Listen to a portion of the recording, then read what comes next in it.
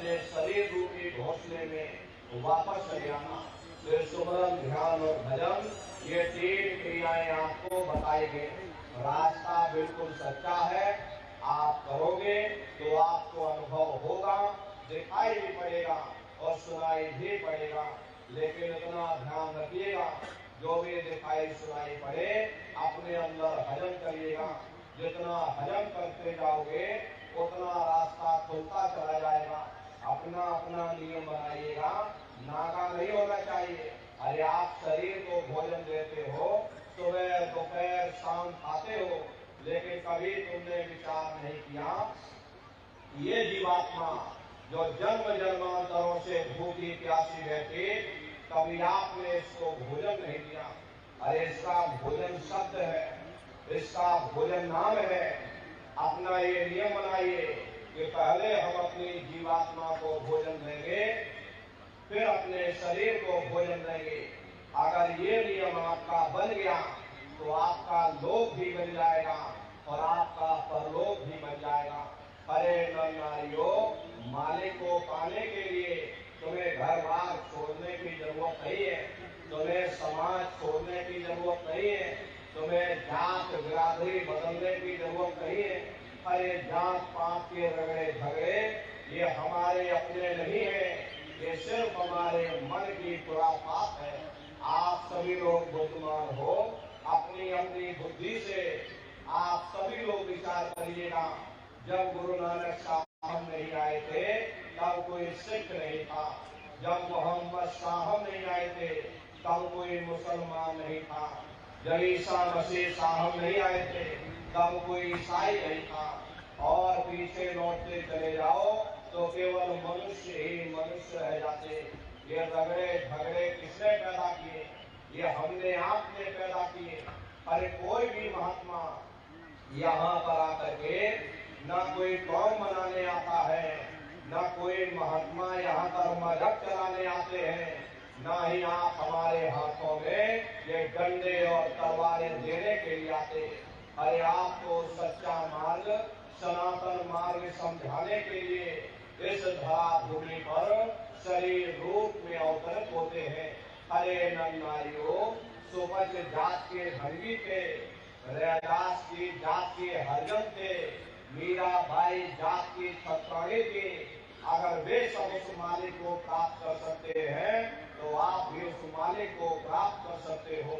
जाति पाति पूछ है नहीं कोई, हरि का भजे सो हरि का होई।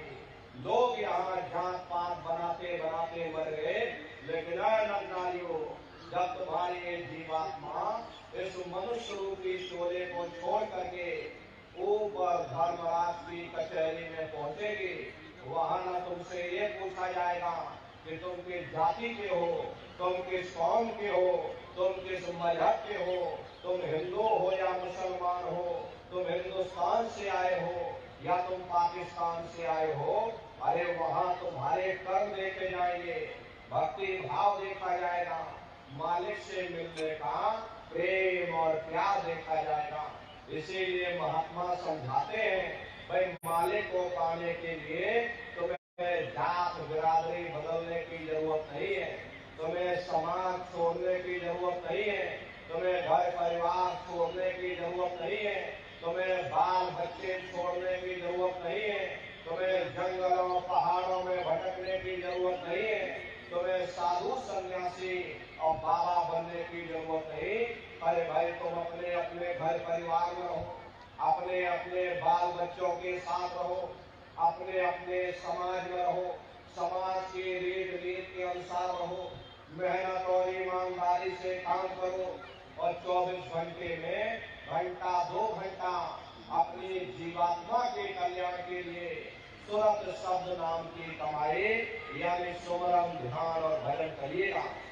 अरे नर नारियों, यही दौलत तुम्हारे काम आएगी, बाकी सब यही पड़ा रह जाएगा।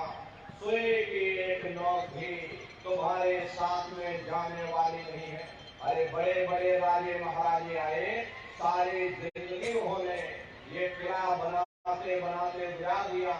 आज उनके किलों को जाकर देखिए, आज खंडहर बने पड़े हुए, विश्व विजेता सिकंदर सारी दुनिया पर राज करने का ख्वाब देखता था, वो भी मुट्ठी खोल करके चला गया। कोई क्या साथ लेकर के जाएगा? जो चीज तुम्हारे साथ में जाने वाली वो केवल परमात्मा की भक्ति है। इसलिए प्रेमी भाई बहनों, वो दौलत कमा लो जो अंत समय में तुम्हारे काम आवे, वरना ये समय तुम्हारा निकलता जा रहा, ये श्वासों की पूंजी दिन प्रतिदिन कम होती चली जा रही। अरे हम लोग कहते हैं कि भाई हमारी उम्र बढ़ रही, अरे आपकी उम्र बढ़ नहीं रही, आपकी उम्र दिन प्रतिदिन घटती चली जा रही। ये चंद श्वासों की पूंजी जो लेकर के आप यहाँ बैठे हो, ये दिन प्रतिदिन कम होती चली जा रही। एक समय ऐसा आएगा, ये बुलबुला तुम्हारा टूट जाएगा, तो न जाने तुमको दोबारा मनुष्य शरीर मिले न मिले, अरे भटकते रह जाओगे युगों युगों के लिए नरकों और चौरासियों में। इसलिए प्रेमी भाई बहनों, अहो भाग्य है आपका, आपको ये मनुष्य शरीर मिल गया। इस मनुष्य रूपी मंदिर में बैठ करके वो आत्मधन कमा लो, वो रूहानी खजाना कमा लो, जिससे तुम्हारी जीवात्मा का कल्याण हो जाए। तो सुमरन, ध्यान और भजन नित्य नियम से करिएगा और सभी लोग शाकाहारी रहना, क्योंकि हमारे गुरु महाराज ने शाकाहार पर विशेष जोर दिया। गुरु महाराज हमारे कहते थे, बच्चे बच्चियों तुम लोग शाकाहारी रहना, शाकाहार का प्रचार करते रहना, इसी से देश और दुनिया में भारी परिवर्तन होगा। अरे नारियों, परिवर्तन कोई कानून बनाने से नहीं होता, परिवर्तन कोई आंदोलन करने से नहीं होता, परिवर्तन कोई तोड़ फोड़ करने से नहीं होता। परिवर्तन तब होता है जब लोगों के विचार बदलते हैं, लोगों की भावनाएं बदलती हैं।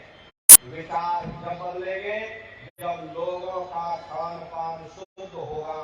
देसी कहावत है, जैसा खाए अन्न वैसा होए मन। जब इंसान पशु प्रति भोजन करेगा तो उसकी बुद्धि स्वतः ही पशुओं जैसे हो जाएगी, सोच विचार उसका चिंतन स्वतः ही पशुओं जैसा हो जाएगा।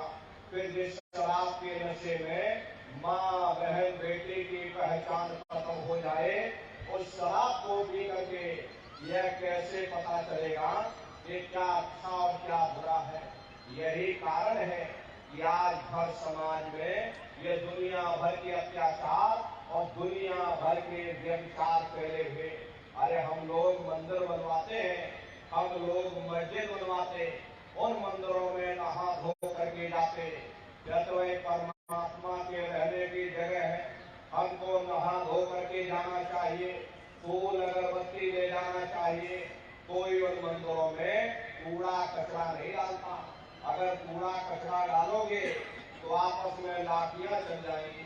फिर ये जो हरि मंदिर है, ये पंच भौतिक शरीर जिसे महात्माओं ने हरि मंदिर कहा, अरे इसमें तुम हाड़ मांस के लोथड़े डालते हो, इसमें तुम शराब के कपड़े डालते हो, अपने बनाए हुए ईट गारे के मंदिर की कदर करोगे और परमात्मा के बनाए हुए इस हरि मंदिर को तुमने जीते जी कब्रिस्तान बना दिया तो सख्त सजा मिलेगी।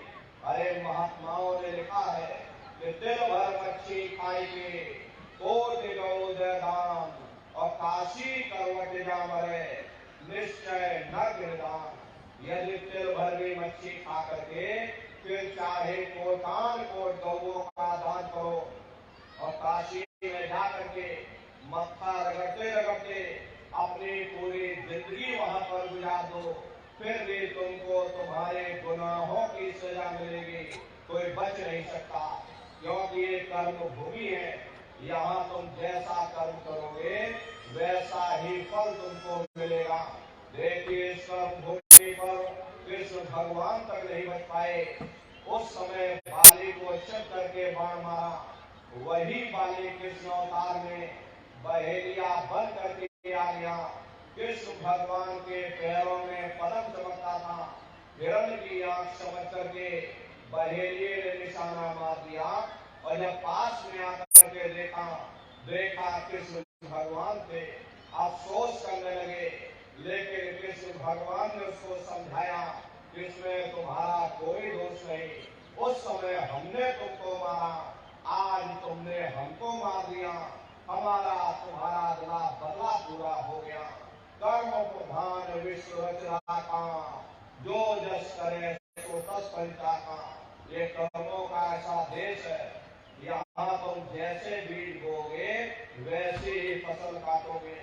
इसलिए प्रेमी भाई बहनों, आपसे हमारी प्रार्थना है कि आप सभी लोग शाकाहारी रहिएगा। कोई ऐसा नशा मत करना जिससे बुद्धि तुम्हारी पागल हो जाए। घर में माँ बहन बेटी की पहचान खो दो। अरे आप तो राम को मानते हो, आप कृष्ण को मानते हो, तो उनके आदर्शों पर भी चलना सीखो। राम ने कभी नहीं कहा कि तुम मांस खाओ, या कृष्ण ने कभी नहीं कहा कि तुम शराब पियो। अरे जितने देवी देवता अवतार हुए सभी यही कहकर के गए कि अहिंसा परमो धर्मा। अगर हमने किसी को बनाया नहीं तो मिटाने का अधिकार हमारे पास नहीं। अरे नर नारियों, अरे आप इंसान हो, इंसान का काम है दया करने का, दया धर्म का मूल है। इसलिए प्रेमी भाई बहनों, आप जीवों पर रहम करो, आप रूहों पर रहम करो। सभी लोग शाकाहारी रहना, शाकाहार का प्रचार अपने अपने क्षेत्रों में बराबर आप लोग करते रहिएगा। अरे नन्नारियों, सतयुग कैसे आएगा? अरे राम राज कैसे आएगा? राम राज कोई भाषण देने से नहीं आने वाला। राम राज जब आएगा जब आप लोग धर्म का प्रचार करोगे, और धर्म का प्रचार करने की जिम्मेदारी हम सभी प्रेमी भाई बहनों की है, क्योंकि हम सभी लोग अपने गुरु महाराज के जलाए हुए चिराग हैं। अगर एक एक चिराग एक एक गांव में पहुंच जाएगा, ये पूरा गांव प्रकाशवान हो जाएगा, ये पूरा समाज प्रकाशवान हो जाएगा। गुरु महाराज के संदेशों को जन जन के बीच में पहुंचाने की जिम्मेदारी हम सभी प्रेमी भाई बहनों की है। गुरु महाराज कह करके गए, बच्चा गांव गांव में तुम भजन केंद्र की स्थापना करो, गांव गांव के लोग भजन करने लग जाएं, गांव गांव में सत्संग होने लग जाए, गांव गांव के लोग शाकाहारी हो जाएं, गांव गांव के लोग सदाचारी बन जाएं, आंखों में माँ बहन बेटी की पहचान कायम हो जाए। जब हमारा गांव बदल जाएगा, ये पूरा समाज बदल जाएगा, निश्चय ही कलयुग में सतयुग आ जाएगा। इसलिए प्रेमी भाई बहनों, धर्म के प्रचार में आप सभी लोग अपना अपना योगदान दीजिएगा। देखिए हमारे गुरु महाराज परम संत बाबा जय गुरुदेव जी महाराज ने एक अच्छे समाज के निर्माण के लिए, चरित्रोत्थान के लिए, लोगों को शाकाहारी और सदाचारी बनाने के लिए 116 वर्ष की आयु तक अथक मेहनत और परिश्रम किया। गुरु महाराज ने अपने गुरु की याद में मथुरा दरबार में इतना विशाल मंदिर बनवाया। गुरु महाराज हमारे कहते थे, बच्चा मंदिर का वो देवता वहां पर बैठ करके बरकत बांट रहा। अरे आप लोग आइए, वहां कोई रुपया पैसा नहीं चढ़ाया जाता, कोई चंदा चुकी नहीं। अरे आप लोग आए, मंदिर के देवता के सामने वहां पर एक बुराई को चढ़ा दो। वहां आपकी बुराई चढ़ाई जाती है कि हम आज से मांस मछली नहीं खाएंगे, हम आज से अंडा शराब का सेवन नहीं करेंगे, हम आज से झूठ नहीं बोलेंगे, हम आज से किसी को धोखा नहीं देंगे। आप अपनी बुराई चढ़ा दो, आपकी एक मनोकामना पूरी होगी। ऐसा वरदानी मंदिर गुरु महाराज ने अपने गुरु की याद में मथुरा आश्रम पर बनवाया। उन्हीं की याद में प्रेमी भाई बहनों, देखिए हमारे गुरु महाराज का ये पावन भंडारे का कार्यक्रम 17 मई से और 21 मई तक मथुरा आश्रम पर मनाया जाएगा। तारीख आप लोग याद रखिएगा, 17 मई से 21 मई तक ये भंडारे का कार्यक्रम होगा। आप सभी प्रेमी भाई बहन सब परिवार पधारिएगा। हर देश के कोने कोने से दसियों लाख की संख्या में सत्संगी प्रेमी भाई बहन मथुरा दरबार में पधारते हैं। उनके रहने ठहरने के लिए अलग अलग टेंट राउटी डेरे लगाए जाते, भोजन पानी के लिए जिले बाई जिले भंडारे चलाए जाते। हजारों हजार की संख्या में वहाँ पर निःशुल्क भंडारे चलते रहते। प्रेमी भाई बहनों, अपना वहाँ बहुत बड़ा आश्रम है। करीब करीब 10 किलोमीटर के व्यास में अपना आश्रम बना हुआ, वहीं पर ये कार्यक्रम होता है। अपने आश्रम पर गुरु महाराज की एक छोटी सी गौशाला भी है। गुरु महाराज के पास कुल 2 गाय थी। 2 गायों का इतना बड़ा परिवार है कि आज के समय में करीब करीब 3000 गायें हैं और 3000 से ऊपर सांड है। गौशाला अलग है, नंदीशाला अलग है। किसी को बाहर नहीं भेजा जाता, क्योंकि हमारे गुरु महाराज कह करके गए कि बच्चा इनको यही रखना, यही सेवा पानी करना। अगर बाहर भेज दोगे लोग मार देंगे, काट देंगे। इसीलिए चाहे गाय हो या चाहे बैल हो, किसी को बाहर नहीं भेजा जाता। गायों के लिए अलग से गौशाला बना रखी है और सांडों के लिए अलग से नंदीशाला है। उसी के बगल में अपना एक बहुत बड़ा अस्पताल है। वही बगल में अपना विद्यालय भी है, जिसमें 2,500 से 3,000 बच्चे निःशुल्क विद्या अर्जन करते हैं। प्रेमी भाई बहनों, वो गुरु महाराज की कर्म भूमि है और गुरु महाराज की जन्मभूमि, जहाँ पर हमारे गुरु महाराज का जन्म हुआ, जिला इटावा, ग्राम पितौरा में है। जैसा भव्य मंदिर मथुरा दरबार में बना हुआ, उसी तरह से भव्य मंदिर गुरु महाराज की जन्मभूमि पर बन करके तैयार हो चुका। ये जो आप फोटो देख रहे हैं, ये गुरु महाराज की जन्मभूमि का मंदिर है। प्रेमी भाई बहनों, इधर जो फोटो लगी है, ये मथुरा दरबार का मंदिर है। ताजमहल इसके सामने कुछ नहीं। ऐसे 2-3 ताजमहल खड़े कर दोगे, एक भव्य मंदिर दिखाई पड़ेगा। पूरा मार्बल से बना हुआ है। प्रेमी भाई बहनों, आप लोग पधारिएगा और गुरु महाराज की जन्मभूमि और गुरु महाराज की कर्मभूमि का दर्शन दीदार लाभ प्राप्त करिएगा।